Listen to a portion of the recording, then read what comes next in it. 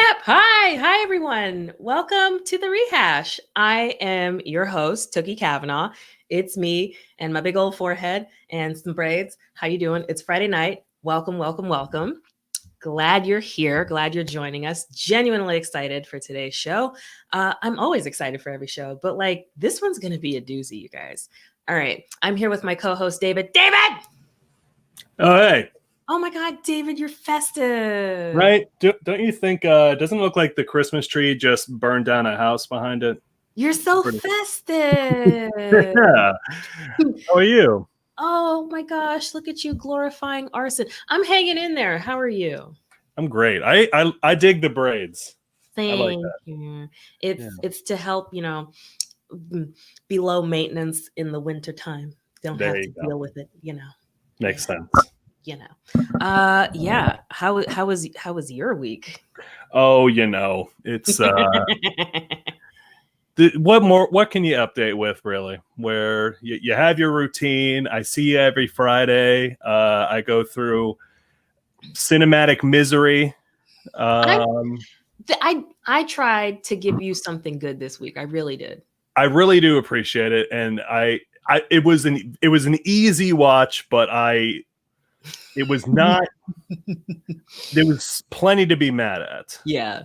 We'll get to it. We'll get to it in a few. We will. We'll get to it in a few. A lot is going down this week. I know we don't really touch too much on politics, but I believe we as a nation witness Rudy Giuliani's human costume melt off of himself, because there's a lizard person underneath there, and the flesh bag was starting to melt off him.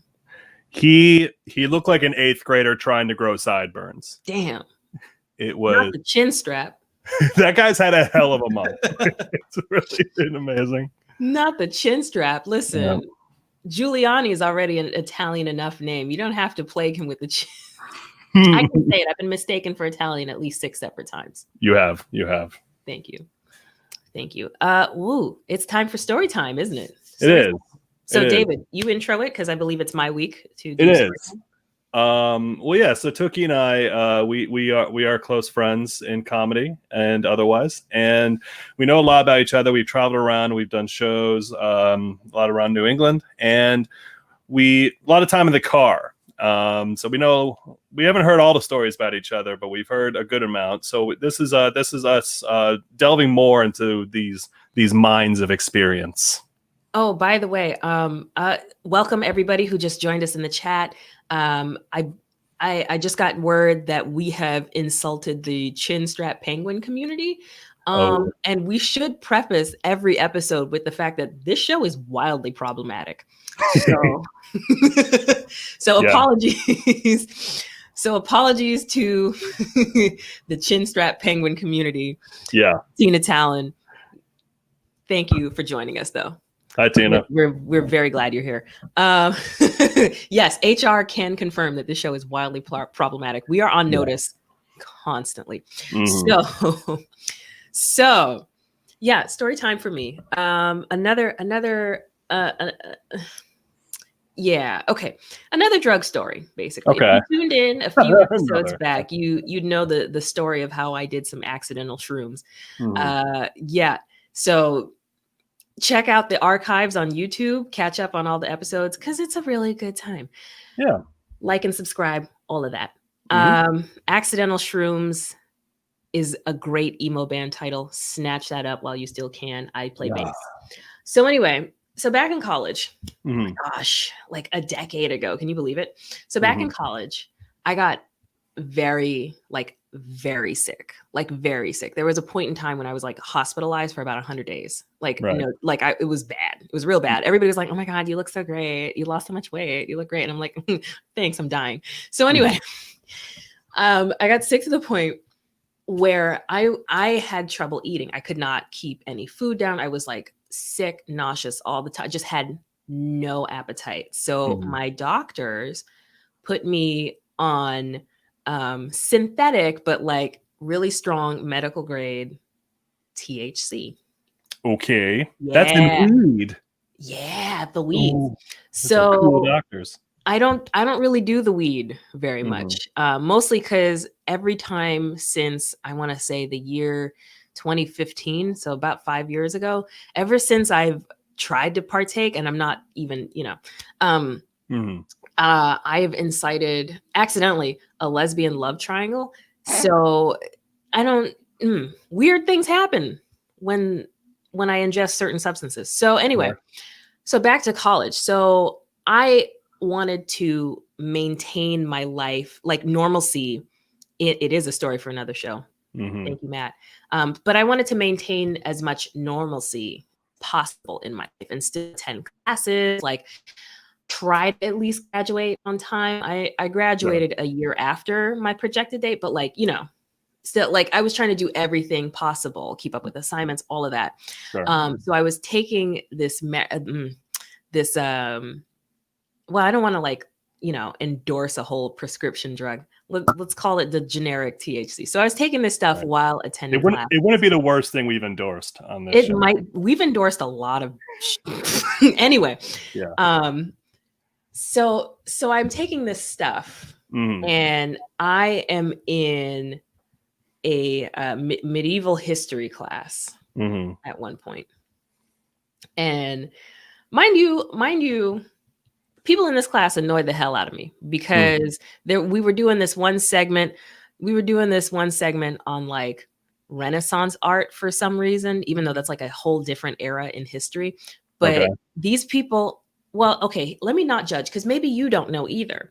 But the people I was really mad at everybody in this class because they didn't know that the statue of David is holding a slingshot because it's David from David and Goliath. Right. Yeah. Yeah. Right. Anywho, we'll chat after. So I was already frustrated enough with the people in this class. Uh-huh. and our professor was like just as tired. And so I'm on the THC stuff, and then we're doing like this whole, medieval history segment, blah blah blah. Mm. And the professor's up at the top of the class and he goes, "The year was 1066. What happened?" And me not realizing that I'm high as hell, I stood up from my chair in the middle of class and I said, "It was the Battle of Hastings. Well, Everybody died. I know because I was there." And I sat back down like nothing happened. A plus. Yeah, no, I got a A minus in that class. So. Do you remember doing that? No, it was reported back to me Whoa. that I was so high that I have a vague fuzzy memory of like I know I stood up. Like I know I was there, but I wasn't there. Right. But it was reported back to me that like I had an outburst in class. I was high as hell. Yeah. Yeah. So that's my stuff. I do remember Duchess of Keys. I absolutely remember the Battle of Hastings. Gory. Not a good time. Would not recommend being high enough to time travel back there. You hadn't slept well the night before. You weren't ready for the battle. I wasn't. I didn't have enough chainmail. Like I was ill prepared. It was not a good time. Right. Couldn't find my halberd. Sir. Yeah. I did not know that about the slingshot. I think I genuinely thought he was holding like a handkerchief. No, yeah, it's a slingshot. It's David and Goliath. Yeah. Okay. Well, now I know. Yeah. The more you know. Oh my God. Tina Town is a professor. Welcome. Ooh. Love educators. Yeah, you're gonna be mad at me. You stoned out of your mind was a way better student than I was. I didn't really drink in college, and I wasn't great. But yeah. Oh, what a time. Well, I'm glad. Well, you know what? I would have let you copy off my notes. It's all good. Thank you. I appreciate that. We would have gotten along well. I'm here for the team. I'm here for the team. Right. So, to our loyal viewers who know what's up next, but we have some new faces in the crowd, and I'm so glad you're all here. But our loyal viewers, we love you. Thank you for sticking with us through this through this time and with this show where we do things that where we're just always on notice with HR. upcoming.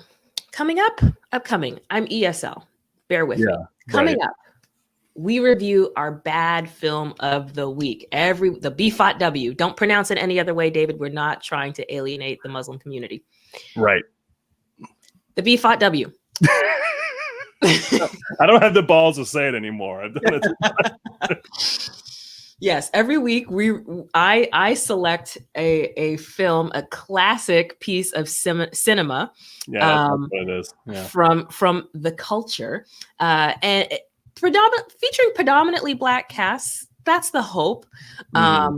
Though with movies that don't necessarily do that, there's at least a lesson to be learned in some of these films. So I'll get into what the lesson is with this upcoming film, but we got the Rehash Street team, the Stream team, our field reporter Emmy Service has she truly suffers for her art, and I love her dearly because she actually went back through the log of our bad films that we reviewed. Hi, Emmy, and oh my gosh, Brett, by the way, do not forward me chainmail.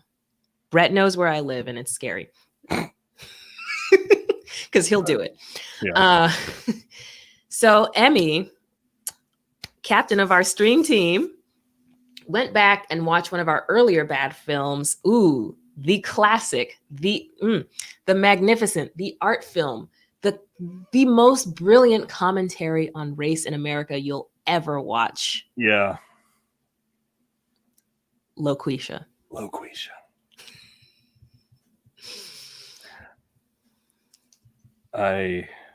David, I know. I'm here for you. Let's see her reaction. Might just be a lowly barkeep. I always say I gotta be me. Oh my God. Whoa. Oh my God. Overacting for one. I'll have 1 glass of alcohol, please. Overacting the movie. No, but the thing is, I might be doing you a favor if I was. Whoa! The psychology. That's rude. Oh, I'm sure it was like, Mahatma, what do you want for dinner? No. It's all right. That happened. I'm sure that's exactly how it was. Who wrote this script and who allowed that? I don't charge for my advice. Yeah, because it's bad. Well, you should. No, you shouldn't. So what's Joe's problem? He's an asshole. He doesn't want to sound like an asshole. Because he's an asshole.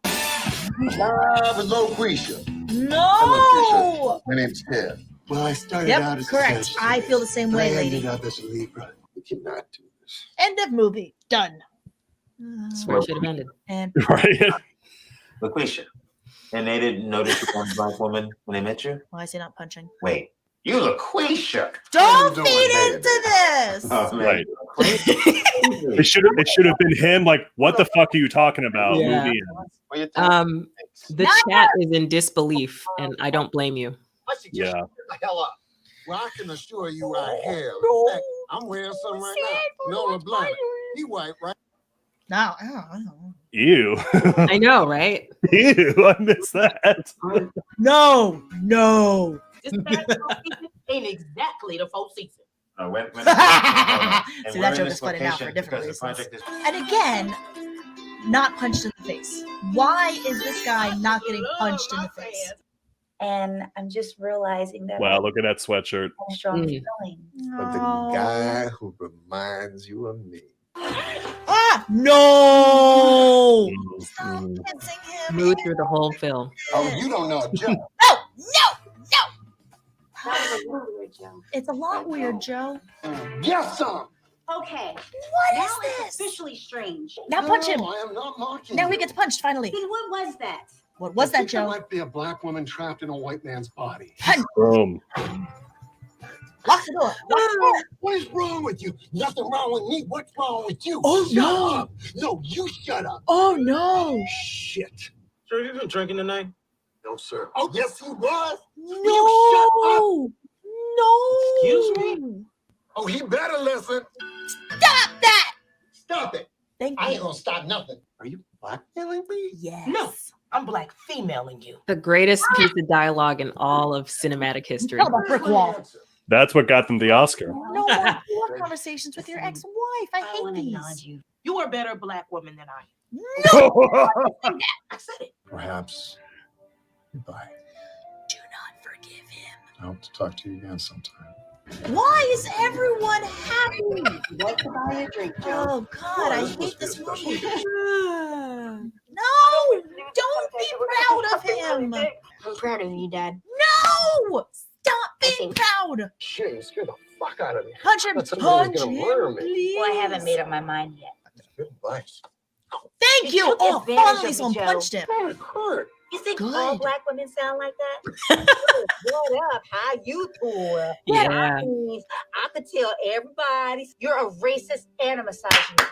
No, it was just a. Theatrical device. Don't you dare. That's what I was going to say. Don't, Great. do not. Got nothing left. Immediately shifts around. No. Immediately. Boom. Why? What's your problem? No. No. Yeah. No. Wow. Yeah. You know, and No. How did he win everything in the end? He's terrible. Who the fuck wrote this movie? I want to know who the fuck wrote this thing. I want to burn your house down. I will murder your children because this movie is so bad. Don't you dare pander to me. Mm-hmm. you know, in hindsight, that really is a movie for mom and dad. Biff Wellington is in the chat. Hi, Biff.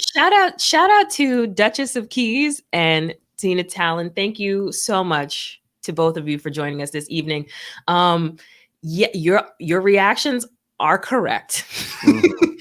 Your reactions are 1,000% correct. This is a real film, and if you are interested in watching this past bad film of the week, and we're not kidding when we tell you these are bad films.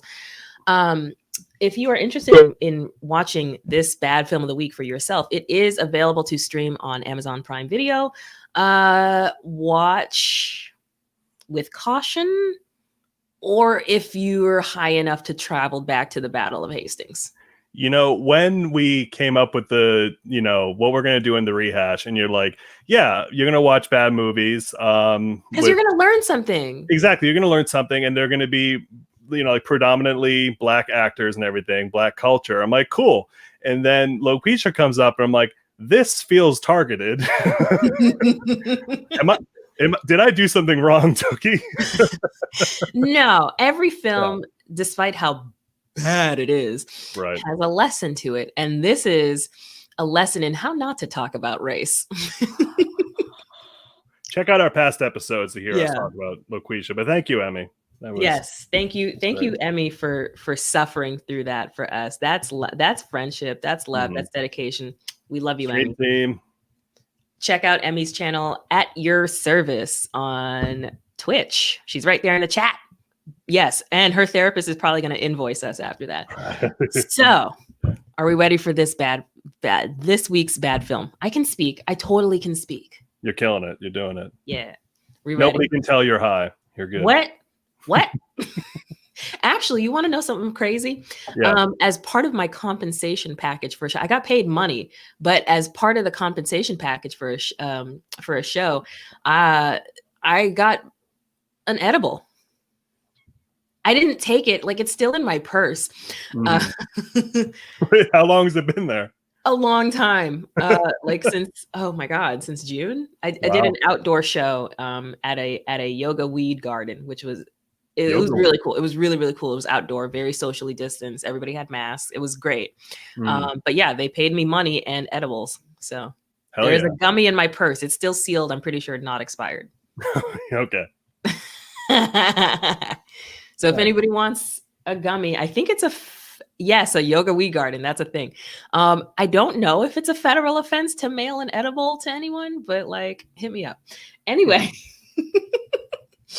Tony Bonset. Okay. So yes, I should give the edible to HR. I just realized that. HR needs to confiscate that. Anyway, this week's bad film. I was so excited. Mm-hmm. I was so excited for you to enjoy this one, David. And like, you can't say that you weren't entertained. No, I absolutely was. I just like you. I wanted to fucking wedgie that protagonist the whole fucking movie. Like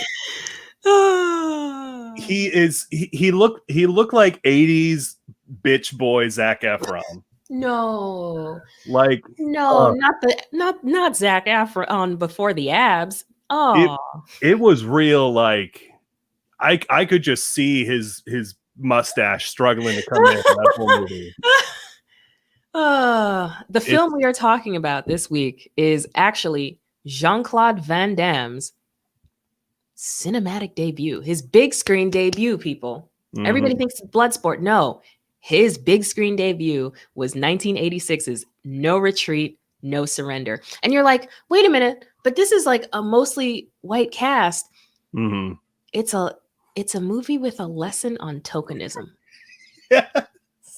This movie's lesson is about tokenism. So, shoot. Matt, HR, do you happen to have the trailer at all? Yes. Do we have that? Oh, yes. I have the comment. Tina says he wants to see him do a truck split. He does. He works the split in this movie, and it's amazing. Like, he's like, that was in his contract. Like, I have to do the splits. Here's the trailer, people. Get into it. Get into it. The trailer is basically the whole movie, but get into it. Right. I am pleased to present. That's the first name that pops up. Kurt McKinney. Eastern Europe's most feared martial arts. Ivan Krasinski.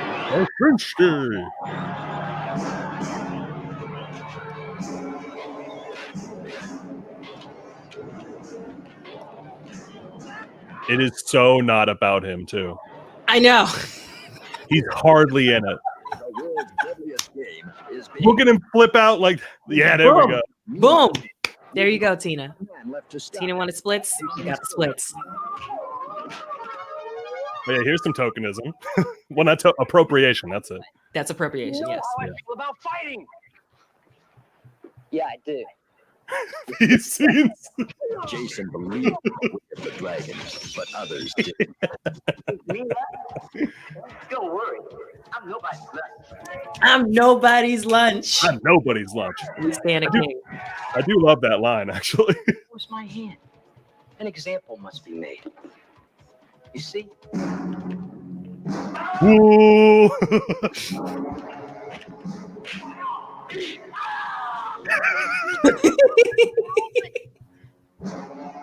Then one day, the dragon returned. The dragon returned. More tokenism. Look at this. Look at this.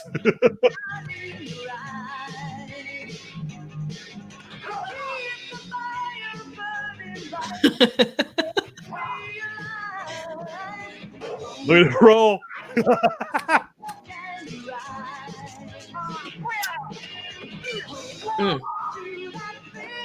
Doesn't he look like Zac Efron? No, man. Yeah, he does. No Retreat, No Surrender is a martial arts masterpiece. Never Is it? has unarmed combat been displayed as powerfully as in this pugilistic ring of death. Look at this.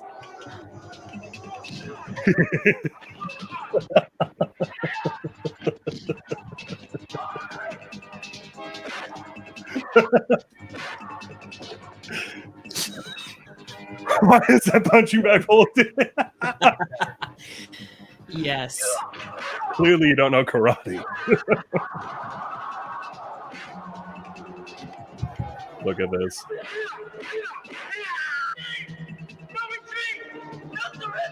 There he is. What? Okay. Produced by MC Yuk, the creator of Jackie Chan, and directed by Corey Yuk, a superb action choreographer.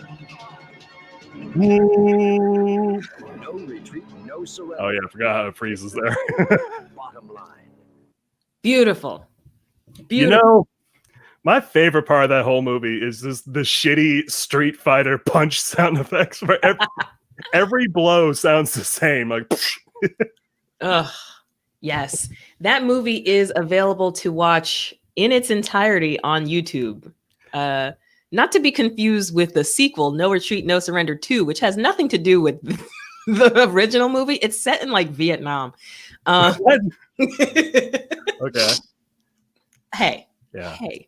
Hey. So And- this movie is a lesson on tokenism, because not only do they throw in a guy like, yeah, we need somebody to be the ghost of Bruce Lee. Let's just get any Asian. The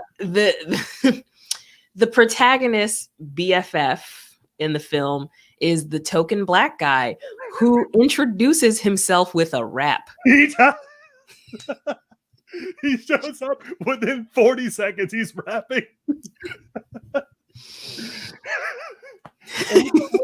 He has this whole thing choreographed. He's rapping. He like moonwalks and fucking break dances. And he's like, you do karate, and here's my name, and then just. Yeah, it's beautiful. It's beautiful. Bars, as they say in 2020. Impressive Jerry curl. Yeah, there is this one scene where Duchess of Keys. That's a great way to introduce yourself. But there is this one particular scene in like midway through the film where Jason, the protagonist, goes over RJ, because RJ's full name is like Roosevelt Jefferson something something the third, because because there was a point in time between like the 70s and very early 80s when it was just customary to introduce a black man with like a string of presidential names. Because there was a Muppet on Sesame Street who was like Roosevelt Washington. So like, yeah, it was a thing. It was a thing in that era. So anyway, he has a scene midway through the movie, as I was saying, where Jason goes over his house in search of help because his dad just kicked him out for fighting. And RJ peeks over the fence in a silk bonnet to help his Jerry curl activator. Okay. Activate his curls. Right. Maintenance. Did you learn something today, David? I did. I learned that, I learned how to fix a Jerry curl. And I learned that if you need to ask your black friend for advice, you just have to knock on the fence outside his house. Yes. It'll just pop up like Wilson. Yes, exactly. Also, I think another lesson on tokenism is when they go to the big dance in the city, because Seattle apparently has a big city dance where everybody goes, but it's inside of a Chinese restaurant. It looks like the Kowloon on Route 1 if you're familiar with Saugus. If you're familiar with Saugus, film, let's be honest. What now? It was filmed in Saugus. It was filmed in Saugus. Shout out to Saugus, Mass. Yep. So they arrive at this dance, and RJ walks in and he's decked out in the freaking Michael Jackson military attire of that era, the Thriller attire. You remember when Michael Jackson used to dress like Captain Crunch with like the epaulets and the... David, don't laugh. This is very serious. So he comes out in the white military ensemble for Michael Jackson, struts in the place. And it cuts to this scene of two very talented dancers, these two black people who are dancing. They're really good. But like they immediately know each other. So there's the trope of all black people knowing each other. I mean, all black people in Seattle probably do know each other. I don't know. It's Seattle. But, but there you go with another trope. The Pacific Northwest is a very white region, from my perspective anyway, because I visited Portland, Oregon a couple years ago. The only other black person I saw downtown was a portrait of Martin Luther King Jr. So that's my impression of the Pacific Northwest. Correct me if I'm wrong. I know Sir Mix-a-Lot is from Seattle, but that's about it. But if anybody out there, can like fill me in on the census reports for the Pacific Northwest and Seattle, let me know. Holla at your girl. Send it to Brett and he'll forward it to Toki. So that'd be yes, great. Please. So he immediately knows these two people. They do a really killer dance routine. But then RJ takes the floor and break dances like you wouldn't believe. Stunt double or nah, David? Oh, absolutely. Because he breakdances in the garage, and it's one of those things where he's like, check this out. Cut to his feet, and like the spinning and thing. You can't see his head. It absolutely is. And also with the dance that those two other dancers were doing, very talented, but also so out of place. They're in like a fucking club, and they're doing like a zombie resurrection thing. And also my favorite part of that whole thing is it keeps cutting to the crowd, and the soundtrack in this movie is just like if like somebody had sleep apnea on like a synthesizer keyboard, because it's just rolling around the noises. And like, so they're dancing to this, and you cut to the crowd who's all white, and there's just clapping. It's just super out of tune rhythm clapping. And it's so distinct. It's louder than the dialogue. It's beautiful. That was the most accurate part. Yeah. Actually, you know what though? They clapped on 1 and 3. Yes. Yes. The best part of that dance routine though, the dude lit up a light bulb with his mouth. Don't know how he did that, but that shit was cool. It was. Can I also address really quickly the villain? Yeah. Wait, which villain? Are we talking about RJ's antagonist or the actual RJ's antagonist? Okay, because there's 2 villains technically. But we know who the one who. Yeah. So right after RJ and Jason meet, Jason Stillwell, that's a serial killer name, absolutely. But they meet. And this big, this chubby guy is just right across the street, and he's literally eating a whole chocolate cake. And he sees like one thing, like a poster that Jason carries, and he's like, a Bruce Lee freak, just the last thing this neighborhood needs. And he's eating the cake. And then later, he bought fast food for this random band of goons, because in the 80s, everybody had a band of goons. And you see RJ, who has been nothing if not the friendliest, like most welcoming person. Yes.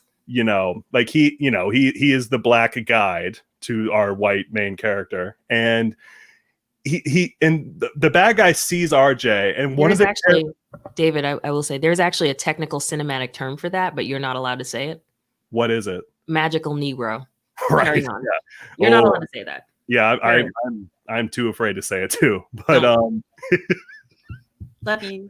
But love it too. And so RJ walks up, and the cake eating guy is like, and he's all mad. And one of his goons is like, how can you hate RJ so much? And he's like, yeah, the goon's basically like, how come you hate the only black character in our neighborhood so much? And he's like, I have my reasons. And then never explains the reasons. It's just racism.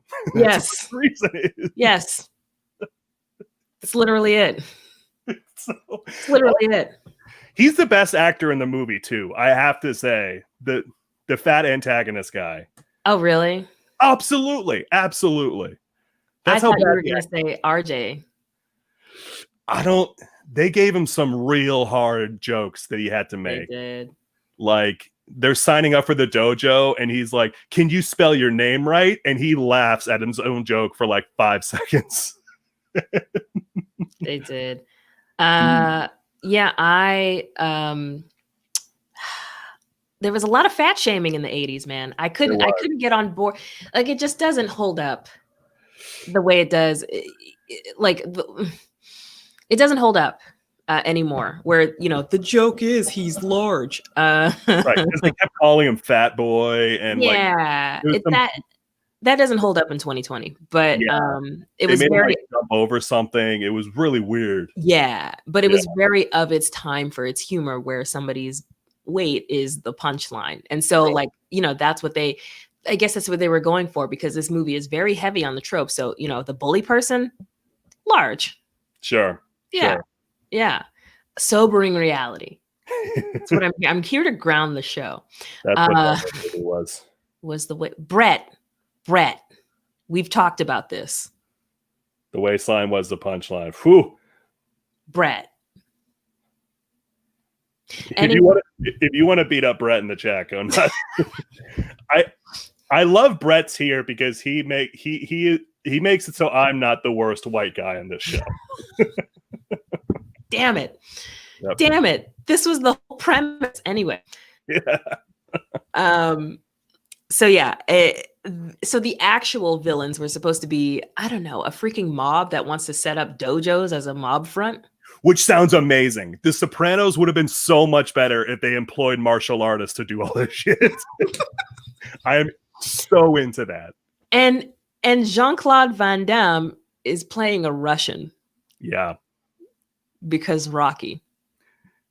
He never speaks. He's Belgian. No, he speaks at the climactic battle. He does. Oh, he does, but it's not good. Well, yeah, it's not. But I don't know. He comes in hot at the start and then doesn't show up until the very end. Full on pro wrestling entrance too. Like it's a fucking karate show, and that's the other thing is in these karate movies, everybody fucking loves karate. Yeah. And they show up and he has a whole posse with him and they're like, who, as he like walks out to the ring. It's so pro wrestling. And it's really, I mean, he's incredibly impressive in the movie. The shit he does. No, I agree. Highly recommend if you can't bear to watch Loquisha, but you're into something fun and mildly off color, No Retreat, No Surrender is available on YouTube for free. It's also on Daily Motion for the higher quality one. Also, I love how No Retreat, No Surrender is like, how does the title originate in the movie? And it's just something RJ says once. And then they're like, oh, that's our catchphrase now. Yeah. Oh, and also, if you find the full-length version on YouTube, it's a foreign release. I'm not sure if they released it in either Europe or Asia. Right. But there is a US version as well. That's chopped up into parts. And if you ever come across that, part 3 of 8 of the US version on YouTube contains a deleted scene that is not in the foreign release. Because for the American version, the director was like, we need a little bit of swear words and misogyny. So, yes. And there's also no context for how Jason knows Kelly, his love interest in the foreign release, without that deleted scene from the American version. Right. Yeah. Okay. Yeah, because otherwise it's just a girl who never calls him her boyfriend. Right. They're clearly in a thing. And then one of the other mini bosses of the movie just straight up assaults her at a pool party. He just grabs her and kisses her, and she's all like, hey, stop. Like, not like a what the fuck was that? It's a very, oh my gosh. It's a time. It's a time. You are you gonna be okay, David? Honestly, I don't know. Like I think Loquisha really did break me. Okay. I think we watched it and I was just nothing. I can't enjoy anything anymore. No.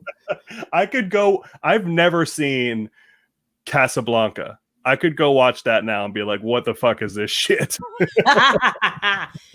Ooh. Oh man. There are parts I enjoyed, honestly. Like this was full on like more hilariously stupid as opposed to enragingly bad. Right. In Loquisha. At least like I don't know. Good for Jean-Claude.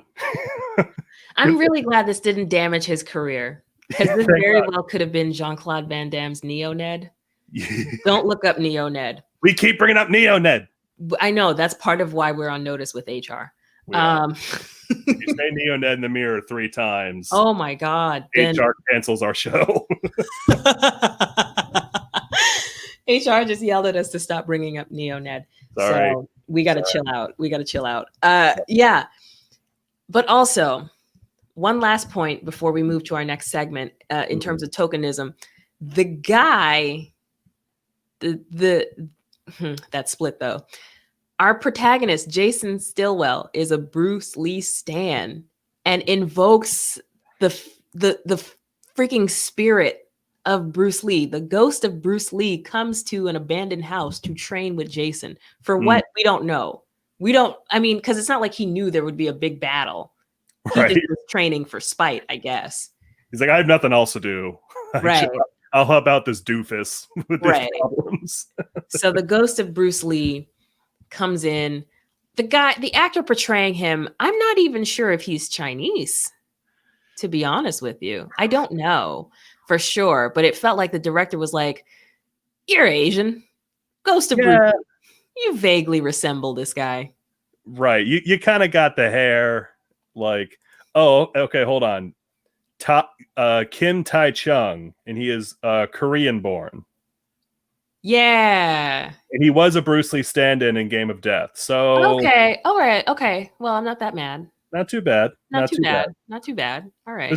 Also, when he appears through like a ghostly doorway and he walks out, and Jason gets over that real fucking quick. He's like, is that Bruce Lee? And he's like, yeah, I'm gonna help you train. Jason's like, all right, and then just go right into it. No question. No, I mean, this could have been a squatter, and he's just training with a dude. This could just be some homeless Asian guy. And he's like, yeah, I'll make this kid think that I know what I'm talking about. He teaches him like the most illegal crane kick. He does. Yeah. That's an illegal move. But they hang. No retreat, no surrender. Is that what we're going to say to each other now? Yes, that's what we say to each other now. Okay. That's our new quote. I'm excited. Yes. See, you found some joy in this film, David. I truly do. I find joy in these movies because I know we get the shit on it, and that is the joy. And again, after the rehash ends, I just sit in a dark room and do nothing for about 6 days until I have to watch the next bad movie. So, you know. And I know you're gonna hate this bad movie next. So great. This is I know. So this is me giving you a gift. Cool. Yes. So we're going to chat a little bit more about this movie with our guests. But coming up, our house band Lovers Lounge with a public service announcement for all of you, thanks to the new mandate from the governor of Massachusetts. So Lovers Lounge, everybody, house band.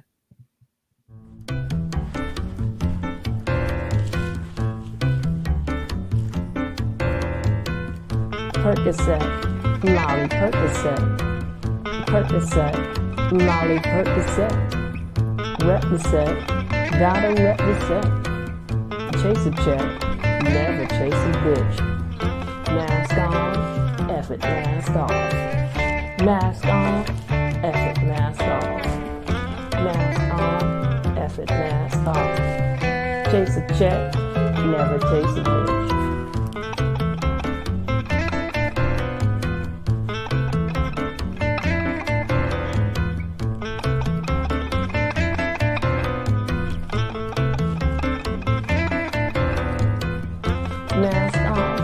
F it, mask on. Mask off? Nah, F it, mask on. Chase a check, never chase a bitch. Rep the set, gotta rep the set.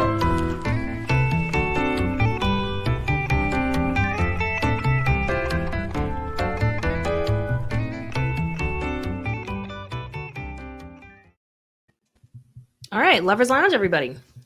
You know, the cigarette ability there through the mask, it never ceases to amaze. We don't question his art. We don't question the band leader's art. They're a weekly staple on the show. If you check out previous episodes, you can see some of their work. They do all the classic jazz standards: Ella Fitzgerald, Frank Sinatra, Duke Ellington, and Ludacris. So yeah, check them out. I think they're going to be coming out with a compilation at the end of the year, probably like a year-end thing. Nice. They're supposed to be releasing an album at some point. But yeah, check it out, everybody. Yeah. All right. Our biggest get. Yes. Except for our next two guests. Oh my gosh, I'm so excited. I'm so excited to bring them on. These two are nepotism happening. These two are the co-hosts of a little podcast that I do with them. Yes, of Norm, the podcast about Cheers, which airs live on Facebook Live every Wednesday morning at 11 a.m. Eastern Standard Time. But you can also go back and check out previous episodes that they've done. So please welcome to the Rehash, Mike Dorval and Dave Rabineau. Hello. Hey. Hey, everybody. All right. Everyone's going to have to talk for a little bit because for some reason my sound is lagging and you all sound scary. So just say stuff for a little bit and then everything's going to catch up. And what I would recommend you say right now is anything good you feel about this movie so I can't hear it. So any good thoughts that you have, just spit them out right now while I can't understand it. That station wagon. I love the station wagon that he had. Yeah. Oh, yeah. No, there was when a his lot dad of pulled things that went into this that could have made a good movie and did not. I liked that everybody in this movie looked like a bad version of somebody more famous. Yes. Yeah. And, there was some actual good fight choreography in this movie, which makes you wonder why there isn't more fighting in this terrible movie about fighting. When you have one good thing that doesn't cost a lot to do, by the way, it's not special effects. Maybe you should have more kicking in your kicking movie. Kicking is what you got, and you don't want to pay anyone for a script. Kick more.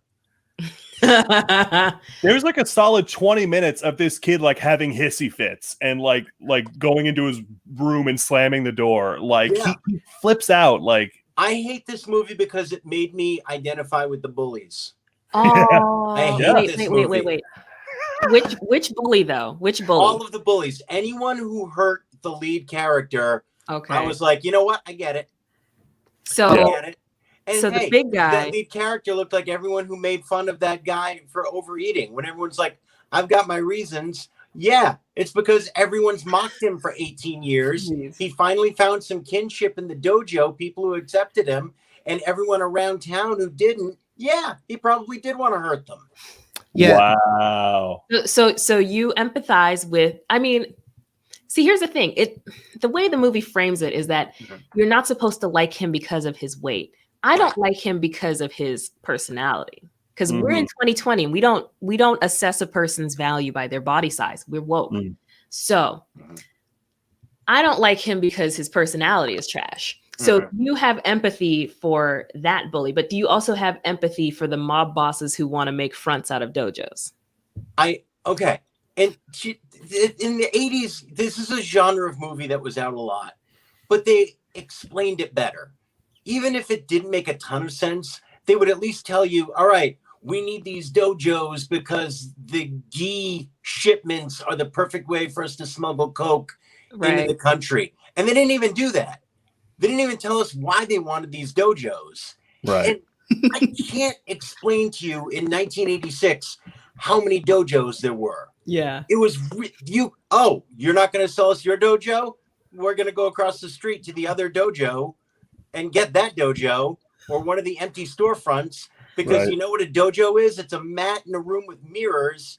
So it doesn't even have to be a real dojo. Whatever you needed this dojo to do, you could just make your own dojo and just cut out the middleman and go wholesale dojo for whatever crime you needed this dojo for. Right. Am I crazy? Do you remember as many dojos? I was enrolled in a dojo in Massachusetts in 1986, and I don't recall at any point Mike Fratello showing up and breaking a bad Chuck Norris's leg because they needed to use the storefront, which was next to Maurice the Pants Man, if I remember correctly, in Leominster, Massachusetts. They needed that as a money-making operation. It seemed like you could just kind of roll into a dojo whenever you needed to in 86. And by the way, you know what Mike Fratello does really well? He explains what's going on, which this Mike Fratello could have done, and he didn't. No one knows what was happening in this. And if you can't explain it, fight more. You know what I will say? Surprising lack of cocaine in this 80s movie. I feel like they were acting cocaine as opposed to you know, he was Stillwell was very jittery. Yeah, there was a lot of right.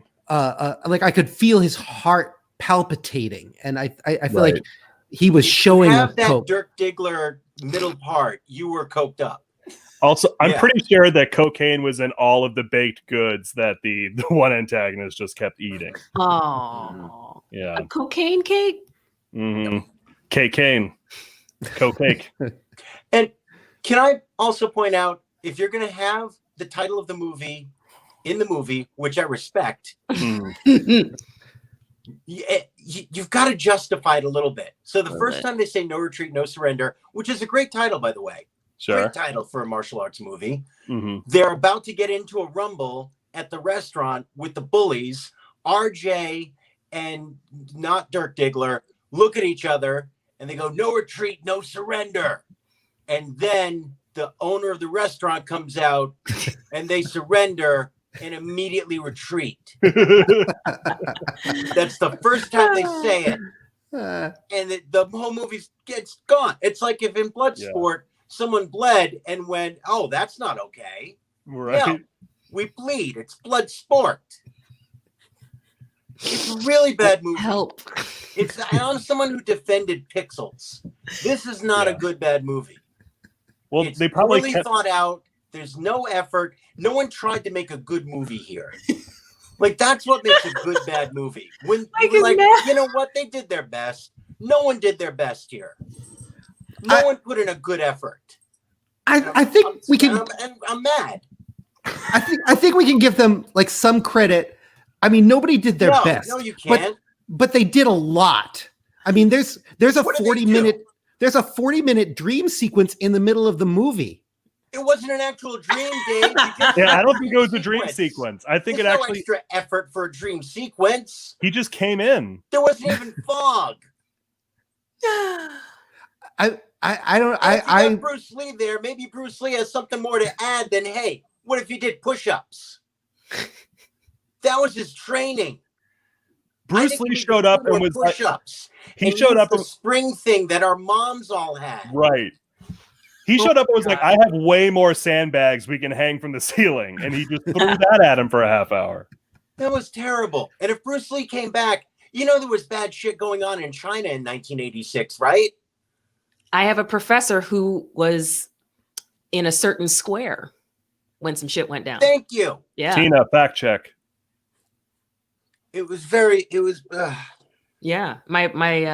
He taught certain like Asian history. I was into like humanities in college, and he taught certain courses that were like focused on Asian history. And he was telling the class about how like he was, I don't know if I can like say it without eventually demonetizing us on this platform. So like I'm hush hush, but yeah, my professor was there and some shit was going down. Mm-hmm. Yeah. And maybe Bruce Lee could have fixed it if he wasn't in Seattle with Dirk. Oh my God. There's no way they got a permit to shoot at Bruce Lee's grave, right? I mean, they just kind of guerrillaed that, right? Yeah, I think so. And maybe the least believable part of this movie, which is saying something, is someone in Seattle not liking somebody because they like Bruce Lee.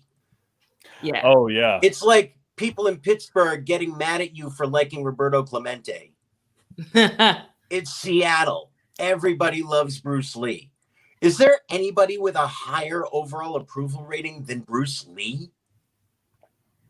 Willie Nelson is probably one of the few. Equally great martial arts icon. Yeah. Yes. Do not fuck with Willie Nelson. For those of you, Dolly Parton's numbers shot way up, and we covered that on the podcast earlier this week. They started high and they're only climbing. Yeah, my professor was at the Battle of Hastings. Yes, Brett just checked us. Nice in the chat. So yeah. By the way, everyone knows I realized Bruce Lee couldn't have actually been in Tiananmen Square, right? I just want to make sure. Why did I say that? That's a place. What? That was what you couldn't say? You couldn't say the name of the square?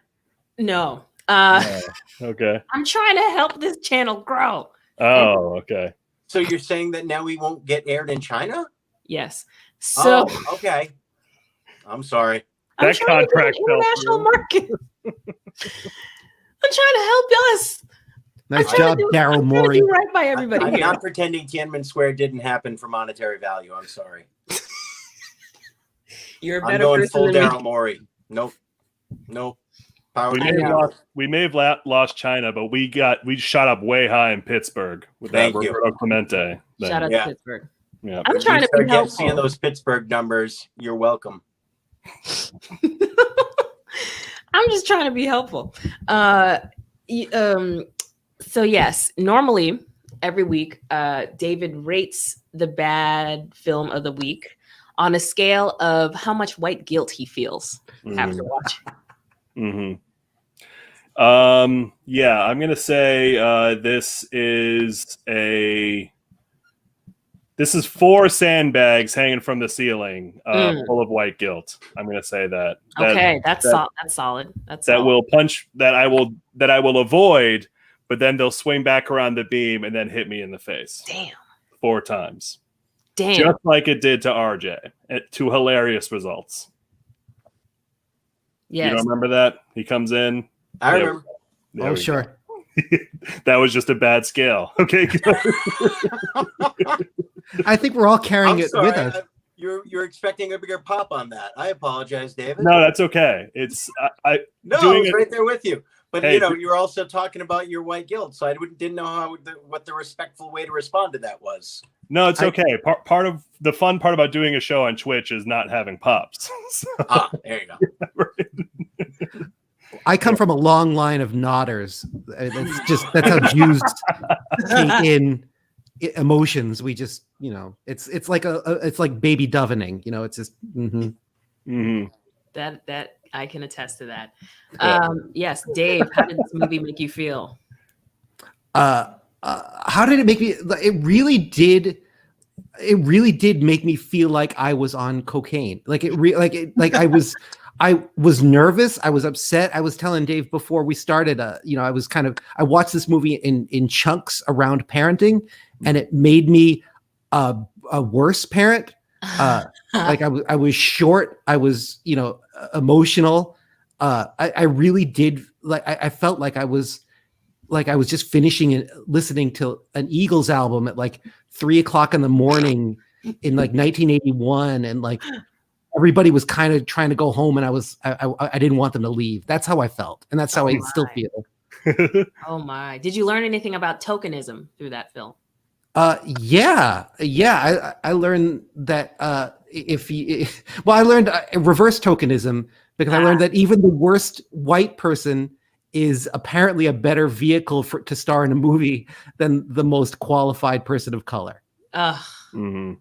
Gasp. Or even a European. They didn't even want to feature a nice Brussels fella. Right. Yeah. Mike, I think we broke Mike with this film. Yeah. Mike. If this is what cocaine felt like, cocaine would not have done as well as it did. Just put you to sleep. Wait, Dave's thing about everybody in this movie looking like a worse version of somebody else, really quick. I just want to say JCVD in this movie, I got real heavy Terminator T-1000 vibes. Yeah.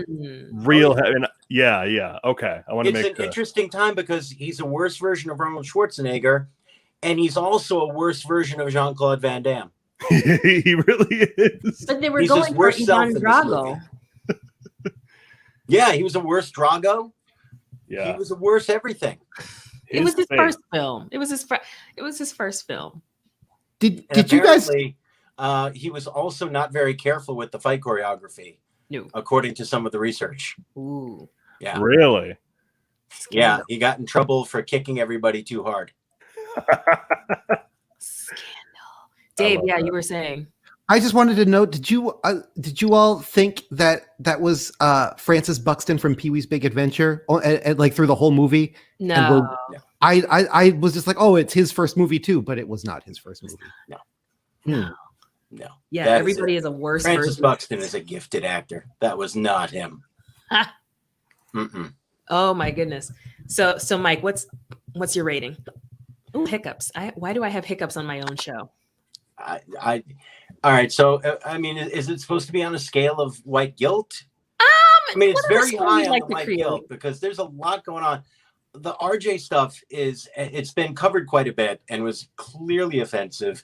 Yes. And I don't think we even talked about the fact that in the 80s, Asian people only lived to be like mentors to white people at any given time. I mean, this is right in the midst of, there were a lot of movies that were like this.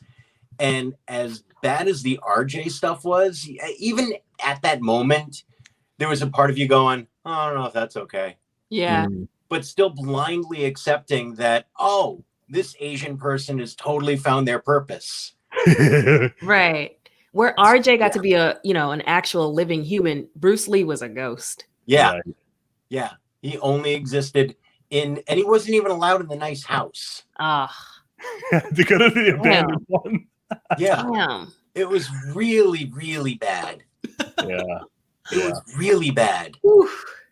Mike coming in with and they put in the music. It's the worst scored movie I've ever heard. It's like they found a Casio keyboard that somebody threw out.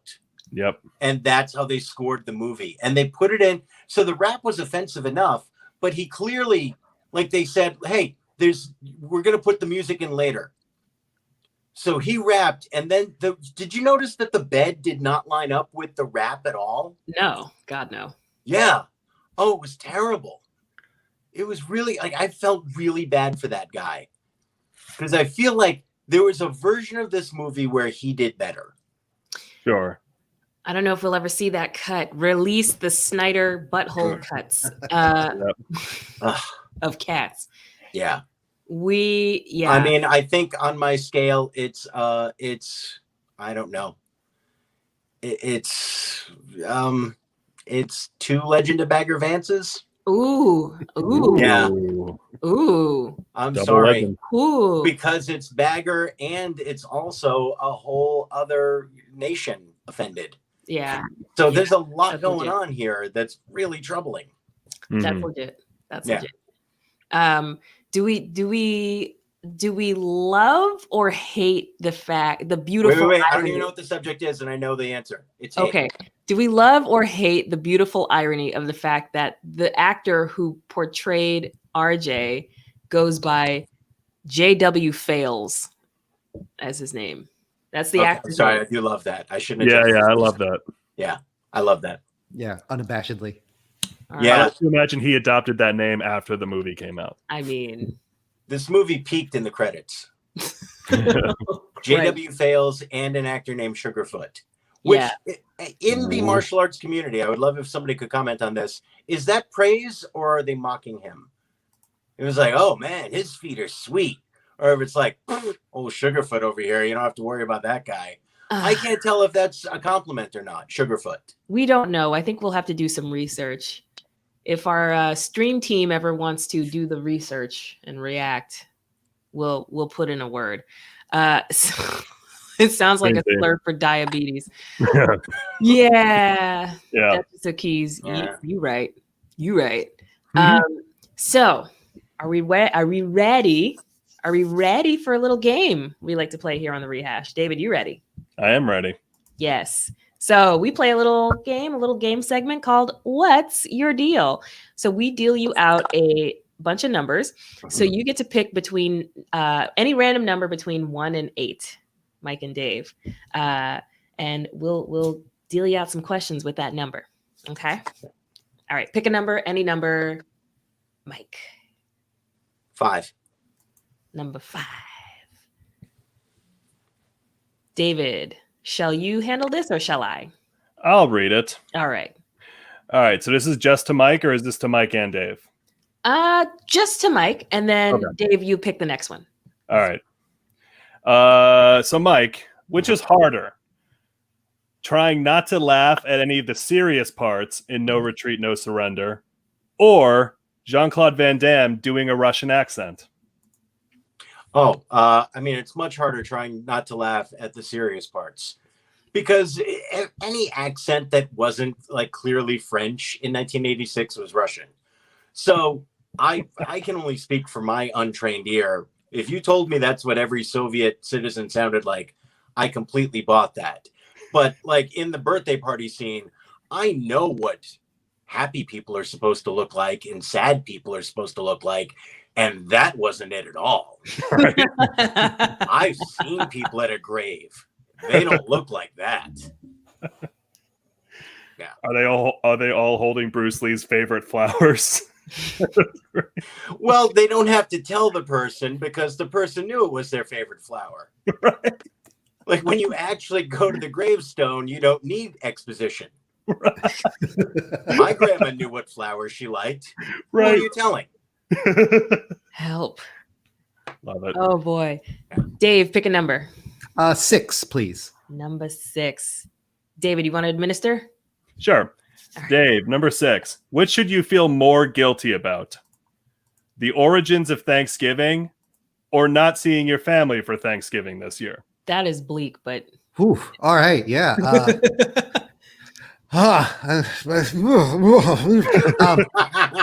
we asked the tough questions here. No, this See, is you're about to see what sadness really looks like. Go ahead. this is some Jake Tapper shit.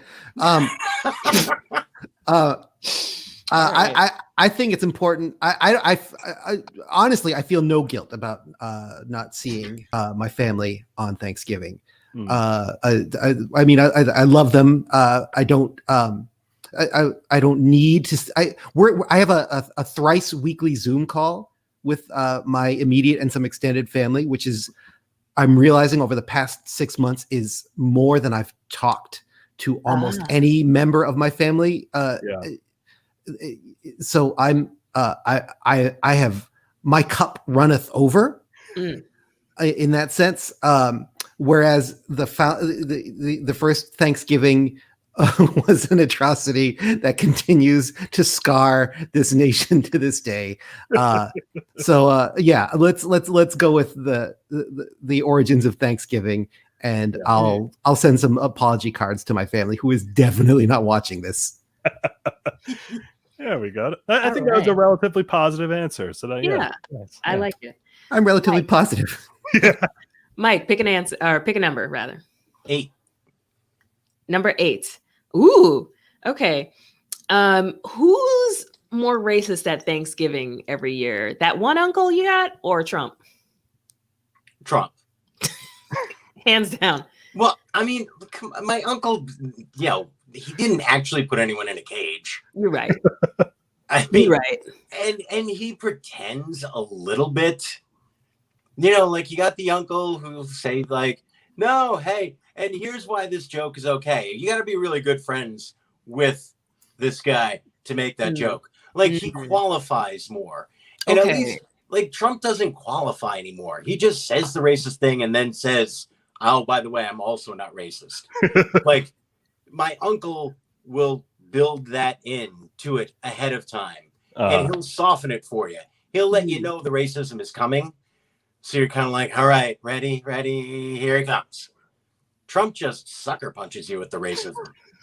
Well, okay. I think my favorite racist incident of his had to have been we love the Latinos on Cinco de Mayo eating a taco bowl. Oh yeah. Yep. Classic. Very classic. Yeah. Or my favorite line is always, I've done more for the blacks than any other president. Mm-hmm. And if he means evicting them from his properties when he was a realtor, yes, then that checks out. Yeah. Yeah. I mean, it's really hard to be one of the most racist presidents. I mean, we had Woodrow Wilson. How do you outdo Woodrow Wilson? People. And he's in the running. Like, that's hard. Right. Yeah. All right. Pick a number, Dave. Let's go 2. Number 2. Ooh. David, you want to do this one or shall I? I've done Square Up the past few times. I'd love to do this one if that's okay. Yeah. All right. Square Up, Dave. I'm going to give you pairs, and I'm going to give you 2 people, and you're going to tell me which one of them would win in a fight. You got it? Yep. All right. Jean-Claude Van Damme versus the ghost of Bruce Lee. JCVD, hands down. You think he would beat the ghost of Bruce Lee? Yeah, Ghost. I mean, what's a ghost gonna do? He's immaterial. He's gossamer. He's made of phantasmal spectral mist. I've never seen JCVD lose a fight until this afternoon, and I frankly, I'm kind of repressing that memory. Like, you can't totally convince me that 5 minutes after the credits finished rolling, he didn't just get up off the cement of that shitty auditorium and beat that kid to death. I'm not convinced he lost that fight. I have not seen that guy in any other movies. Maybe that's what happened. With their Kurt McKinney. Tina brings up a good point that the ghost can't be beat. I mean, I guess. Bruce Lee, and I apologize, but this is the truth. Bruce Lee has already lost the greatest battle. Oh no. He can be beaten. Oh no. JCVD has not been beaten. That's fair. That's a spicy take, Dave. That is that's a spicy By the take. way, that's how my uncle introduces every topic at Thanksgiving. Oh my gosh. All right, Dave, next one. Norm Peterson versus Cliff Clavin. Oh, Norm in a landslide. Norm, George Wendt is surprisingly graceful when we see him move on set. I think he easily. We've already seen him get physical in the episode we covered last week. He puts a young man in a full Nelson and effectively stops an assault. I can't think of any moment featuring John Ratzenberger in any role, let alone Cliff Clavin, where he achieves something commensurate with what Norm does in that moment. And he's a wrestler. We have the wrestling episode coming up. Oh, yeah. Respect. Out. All right. Karate Kid Ralph Macchio versus Karate Kid Jaden Smith. Oh, that's hard because I didn't see the remake. I got to go with Jaden Smith. Macchio is soft. I don't think there's any. I feel like those movies had to work really hard to, and they do an amazing job to convince us that this duck fat coated young boy can defeat a hardened martial artist. Yeah. I love it. I love you said soft, like a nice aged brie. Yeah. He's pillowy. I do want to point out, Dave, you got 10 points in the chat for your vocabulary. Yeah. And I cannot agree more. All right. Thank you. I'm an academic, or at least I will be until they find this tape. All right. Sam Malone versus Becker. I think Becker wins because Becker fights dirty. Ooh.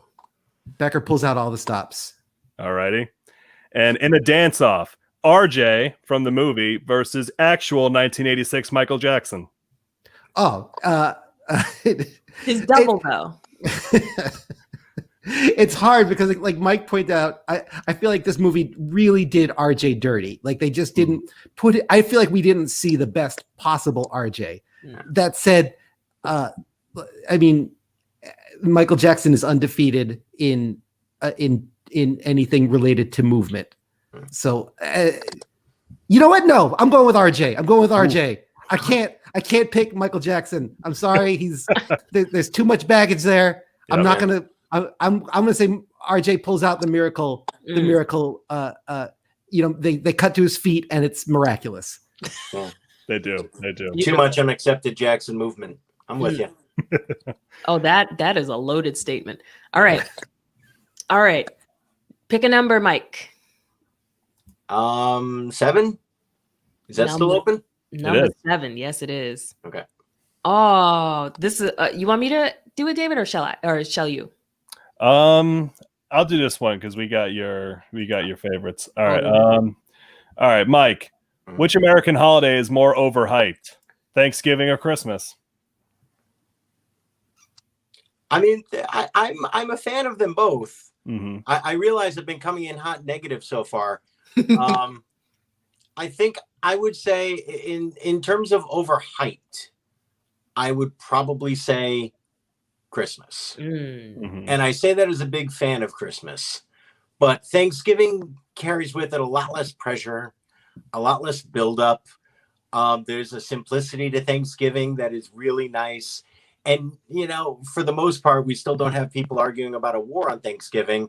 And you also get a little bit of Christmas on Thanksgiving when you get Santa coming in for the Macy's Day Parade. The first Christmas specials come up that night.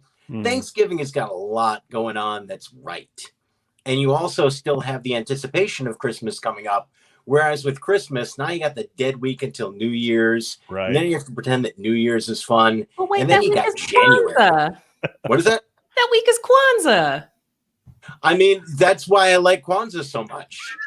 What a week that is. Sorry. That's a hell of a week. Oh Sorry. my gosh. I don't celebrate. I'm busting your balls. Thank God. You could I'm have only told me half that black. today was Kwanzaa and I owed you a gift and I wouldn't have known. Oh my gosh. Don't tempt me with a good time, Duchess of Keys. All right. Next question. Dave, pick a number. Let's go number 1. Number 1. All right.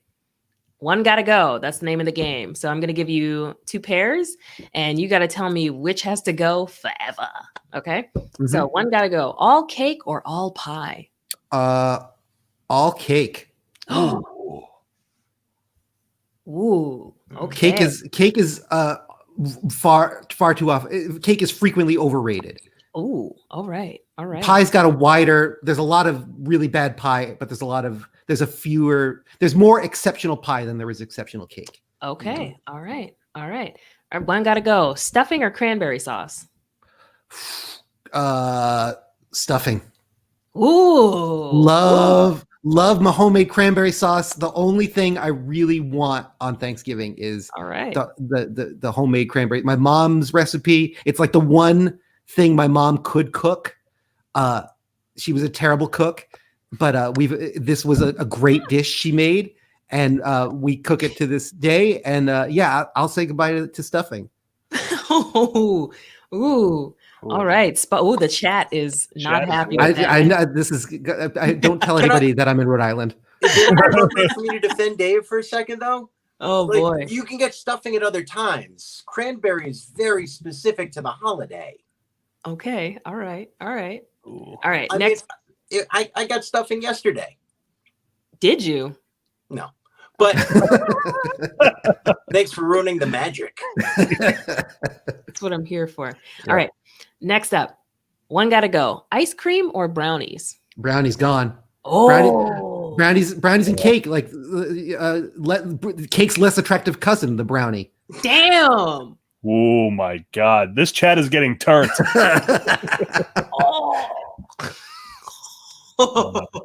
Ice cream is an absolute good. It's to quote a famous film by one of my countrymen. Oh my. There you go. Oh my. Okay. Next up, one gotta go. Sweet potatoes or mashed potatoes? Mashed potatoes gone. Oh wow. Oh God. Replaceable. Oof. Mash up some turnips, same business. Sweet potatoes, they got the vitamins, they got the minerals, they got Dave. All right. All right. Wow. All right. Health over flavor. All right. And oh damn, Dave. I mean, my dad does. I don't know if you keep kosher. I do not. Oh, you don't. Okay. Well, this is this is the least kosher. Kit Tempest is in the chat. What's up, Kit? Okay. The least kosher question of the night. One gotta go. Thanksgiving turkey or Christmas ham? Oh, turkey. Get the fuck out. Turkey is the vanilla cake of birds. Get lost. Get out. Yeah. Oh my God. Yep. Give me the ham every time. Oh my God. I wasn't ready. Holy shit. Can we have a segment each week now where Dave reviews food? I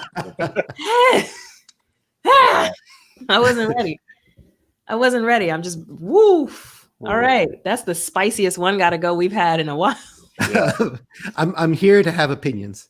All right. I'm a 46-year-old white man. I clearly have opinions about things. We love it. Whew. Okay. All right. Final question. Dave, shall I administer it? Yes. David, rather. All right, Mike, this one's for you. Ready? Ready. Okay. So you got to tell normally the recurring segment that we have with What's Your Deal is we ask our guests if something is a cat from the musical Cats or something else, though I'm sure you both being theater people, thespians. Never seen it. Never seen it? Never seen it. Me neither. Really? Nope. Dave, you've seen it? I have seen the production and the film. Woo! My guy. We'll chat afterwards. So because this is our Thanksgiving episode, this is food oriented. So, Mike, you have to tell me if the item I have named is an item from the Cheesecake Factory menu or not actually food. Okay. Ready? I don't know Cats, but I know the Cheesecake Factory. Go ahead. All right. Pork barrel. That's Cheesecake Factory. It's not a food. Nuh-uh. It's not a food. It's an app. It's not a cat either. Oh, wait a minute. I thought it had to be one of the two. No, it's either an item from the Cheesecake Factory menu or not actually food. So what do Cats have to do with this? Nothing. It's just, I'm saying in the past we've done it like, is it a cat from Cats or an item from the Cheesecake Factory? But we Is it switched a it for Hitchcock Thanksgiving. movie or a cookie? And Hitchcock has nothing to do with this. Yeah. All right. The best picture Oscar goes to Pork Barrel. Between two things. All right. So yeah, I have to decide ready? if this is or is not on the Cheesecake Factory menu. Correct. Okay. Okay. All right. All right. Let's play this completely different game than the one you described. I swear I described it accurately. Okay. Next one. Steak medallions. Oh, that's on the menu. That is on the menu. Yeah. Yes. All right. Road apples. No. No. Gross. Not a food. Correct. No. All right. Vanilla ice. Oh. No. Not a food. Not a food. All right. But you know what? He had his moment. He did. He had his moment in the sunshine. He As did. we're speaking about appropriation, he had his moment. All right. Iced tea. I mean, it is on the. You can get iced tea at the Cheesecake Factory, so I will say yes. Correct. It is both a food and not a food. Okay. All right. Asparagus. On the menu. It's a cat from the movie Cats. I'm sorry, you're saying asparagus is not available at the Cheesecake Factory? It's not. I call shenanigans. Get the menu. This is a point of contention every Get week. the menu. What is this game you're making up? Cats had nothing to do with it, and then it just became a part of this again? Asparagus is Gus the theater cat. It is also food on a menu at a restaurant, Tookie. It's not at the Cheesecake Factory. Wait a minute. So you're saying you've been to the Cheesecake Factory, you tried to order asparagus, and it was HR not is available? pulling up a menu right now. Shit. I'm also going to point out, I believe it's probably going to be here. And if it is not, it is still a seasonal vegetable that you can get at the Cheesecake Factory when it is available.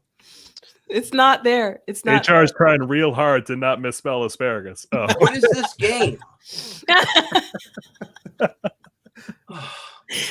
Next question. Next one. Napkin. Next one. Okay. Yeah, I think there are napkins at the Cheesecake Factory. You're wrong. All right. All right. You're just making Next this one. up. All right, go Next ahead. one. Crab cakes. No, they're not available at the Cheesecake They Factory. are at the All right. Also a cat. Not a cat. Not a cat. Not a cat. All right. Next one. Is that a category part again? Or where are the crab cakes? Where are It's the not crab a- cakes? Crab cakes are a food. I see crispy crab bites. They got crab cakes. They must have, upped the name. Okay. No, wait. Oh, yeah. Yeah, I'm sure. That's it.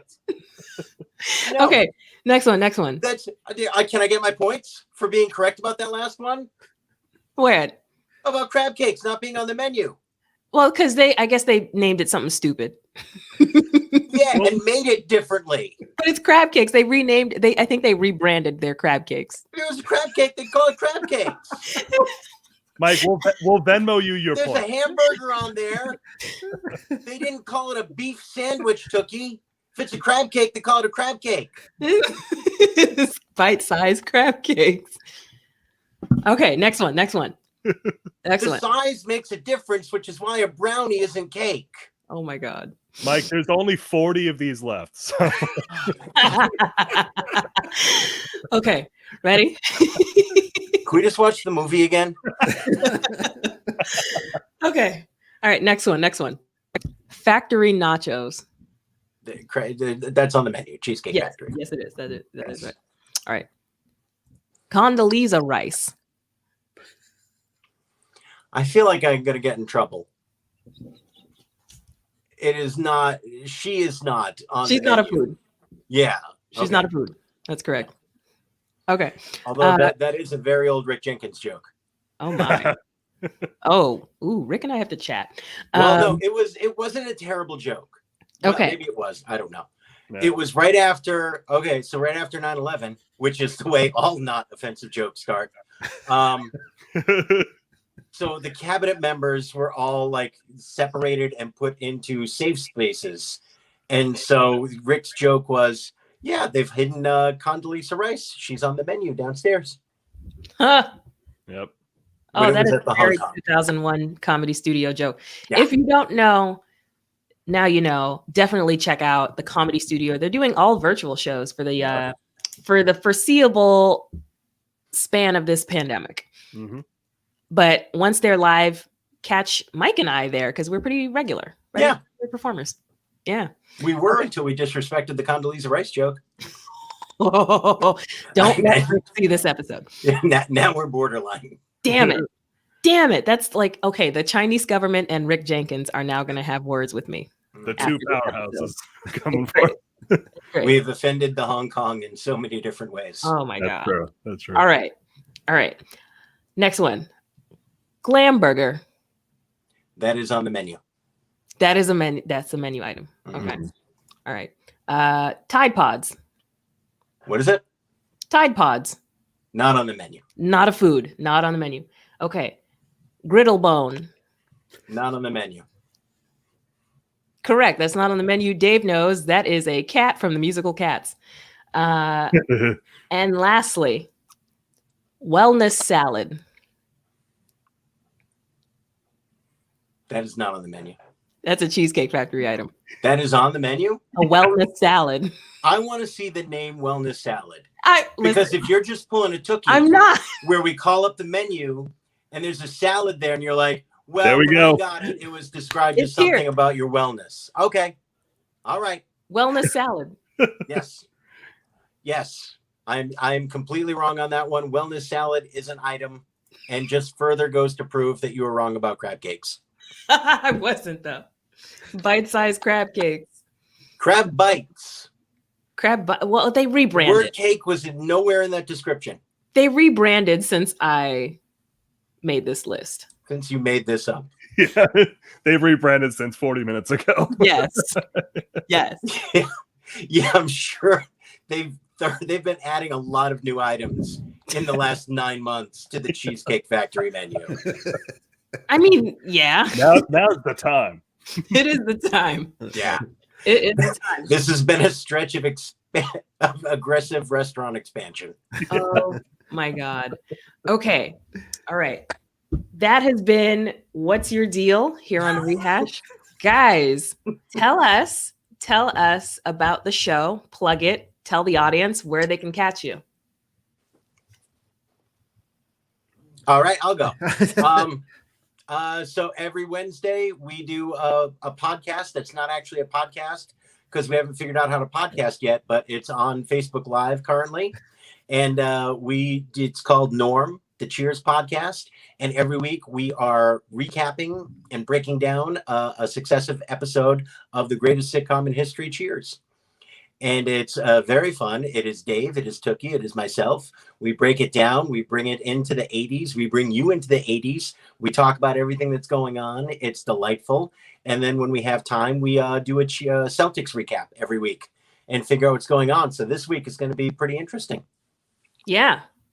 It's a really fun show. We have a ball doing it. So definitely tune in to Facebook Live. And I'm pretty sure we'll figure out how to stream it to other platforms as well. Yeah. We'll figure it out. We got time. We got time. We'll figure it out. Tip of the cap to Dave, who just figured out how to get it on anything. Because for a little while, it was really just on Facebook Messenger. Oh, yeah, that's true. But we did it. We are live. Check us out every Wednesday. It's a really fun time. Yeah, we're at 11 for demographic reasons, being that's when my kid is at school. So that's why we're on at 11 a.m. Yeah. Yes. Yep. All right. Crab cakes. Yes. And I support gratuitous use of Old Bay seasoning. So yes, shout out to 100%. Old Bay. Please sponsor this show. Yeah. Old Bay seasoning is the Roberto Clemente of Baltimore, by the way. Oh my God. Yeah. They love Old Bay seasoning in Baltimore. They do. Old Bay seasoning has a higher Q rating than Cal Ripken in Baltimore. That's not wrong. That's not wrong. And they got Old Bay hot sauce, which I am here for. Mm-hmm. Highly, highly support use of Old Bay hot sauce. It always comes out on time. Have you had the Old Bay potato chips that you can get in Baltimore? Oh, they're really good. I would rather eat Old Bay for 2,100 consecutive days than watch Cal Ripken play what he calls baseball for 2,000 straight games. Yeah. That's right, Cal Ripken. I'm coming for you. Dave, just if Cal Ripken had taken 4 games off every year, we would remember him as that shortstop that they had for a while. Loyal Rehash viewer Cal Ripken, furious right now. Oh my gosh, I think we just lost a follower. Yep. I'm sorry. Should we do something less touchy, like Tiananmen Square again? Mike. Sorry. Damn it, I was trying to help us get monetized. Okay. Sorry. Thank you both so much for joining us tonight. This has been, I hope you had fun. I hope, Mike, I think we broke you with this film. I mean, I was broken. Yeah. Yeah. It's okay. I came in broken. I'm leaving a bit more damaged, and no one but my closest friends will notice. Damn it. All right. Fair enough. Well, thank you so much again, Mike and Dave, for joining us. Remember to catch them on Facebook Live Wednesdays at 11 a.m. for Norm, the Cheers podcast. Yeah, like that page so that you can see when stuff is coming up. So, like it until we all have to leave Facebook. Pretty much. Which is coming. We're all going to Parlor. Oh, boy. Can't wait. That's going to be fun. Yep. I'm going to blackplanet.com. Anyway, thank you both for joining us. Bye. Bye. All right, viewers, thank you for sticking around. Thank you. Hanging out with us this late. That was a lot of fun. That was a good time, yeah. When you go to blackplanet.com, can I come with? No, I'm sorry. All right. You're gonna leave me behind? I'm sorry. That's fine. Yeah. Maybe okay. I've done enough to, educate you through these films. Right. But I was hoping I would have enough education there, but that's fine. That's okay. It's I mean, they're we're welcoming, but to an extent. No, I understand. I will host I will watch sad movies alone when that happens. I'll send correspondence to you, of course. Yeah, you can radio in. Yeah, happily. Yeah, that'd be great. Viewers, thank you so much for tuning in with us, hanging out, spending your Friday night with us. We're here. Oh, and next week's bad film. I believe I dropped the link to the trailer to HR. Next week's bad film of the week, Killer Bean. What the fuck is this? It's bad. It's bad. It's bad. Oh, animated. It's real bad. Are you insane? Do you know what you just got yourself into? Oh shit. It's bad. Yes, I do.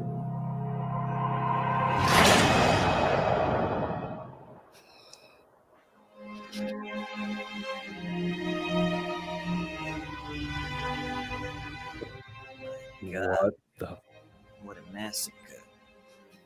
At least a dozen dead beings here.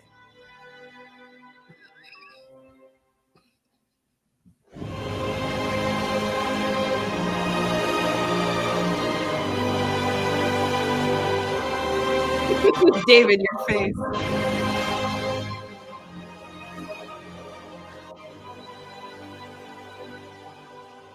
They couldn't give them pants. It looks like their asses are hanging out.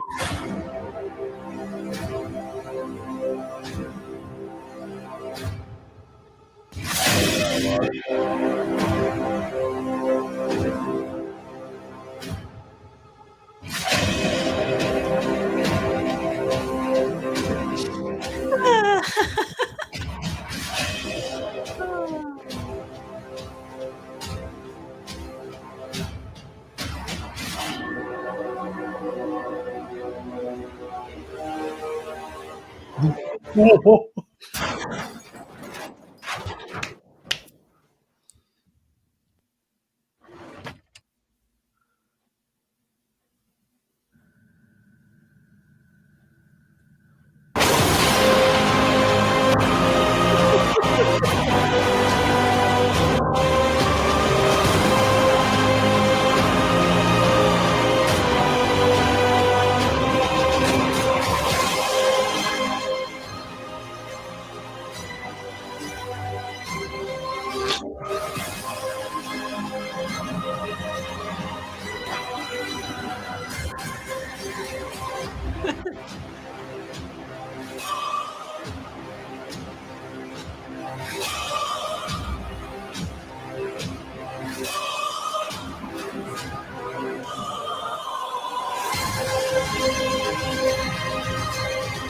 It's the same song.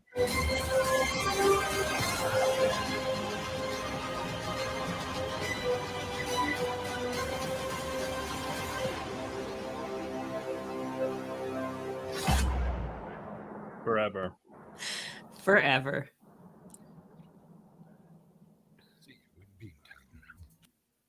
Yeah. So that's next week's bad film. It is also free on YouTube if you care to watch and partake. David gets grayer with each passing episode. Every time he finds out what the bad film of the week is. Does the whole movie look like a PlayStation 1 cutscene? Yes.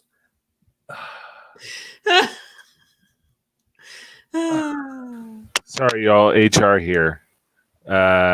I cut the preview short, and I feel like there's something special you should see at the end of the preview. All right. Yeah. Matt from HR spoken, so we gotta see the rest.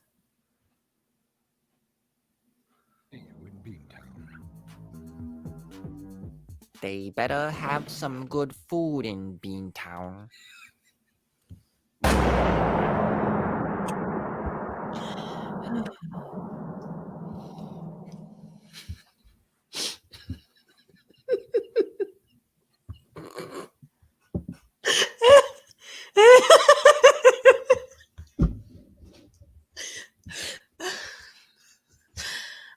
To our loyal viewers who we love so dearly, for 5 cents a day, you can help sponsor David. You can you can